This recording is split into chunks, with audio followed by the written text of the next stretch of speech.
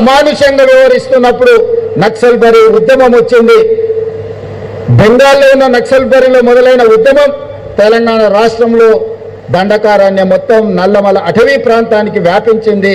ఆనాడు ప్రజలందరూ ఉవ్వెత్తున నక్సల్బరీ ఉద్యమంలో భాగస్వాములై కాకతీయ ఉస్మానియా యూనివర్సిటీలో ఇంజనీరింగ్ చదువుకుంటున్న గద్దర్ లాంటి వాళ్ళు కూడా నక్సల్బరీ బాట పట్టిండ్రు. ఆనాడు వాళ్ళు స్లోగన్లు ఇచ్చిండ్రు. దున్నేవాడికి భూమి అన్నారు. ఇందిరాగాంధీ అసైన్మెంట్ యాక్ట్ తీసుకొచ్చి, అగ్రికల్చర్ సీలింగ్ యాక్ట్ తీసుకొచ్చి భూస్వాముల దగ్గర, జమీందారుల దగ్గర, జాగీర్దారుల దగ్గర మూలుగుతున్న లక్షలాది ఎకరాలను తీసుకొని పేదలకు పట్టాల పేరు మీద భూములను అందించడం వల్లే దున్నేవాడికి భూమిని అందించింది ఆనాటి శ్రీమతి ఇందిరాగాంధీ గారి ప్రభుత్వం.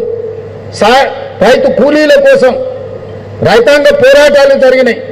వాళ్ళ కూలీతో పాటు గిట్టుబాటు ధర గురించి ఆనాడు ఉద్యమాలు జరిగితే ఆ ఉద్యమాలను దృష్టిలో పెట్టుకొని కనీస మద్దతు ధర చట్టాన్ని తీసుకొచ్చి, ఎంఎస్పీ తీసుకొచ్చి ప్రపంచంలో ఏ వస్తువు ఎవడు ఉత్పత్తి చేస్తే ఉత్పత్తి చేసేవాడు ధర నిర్ణయిస్తాడు.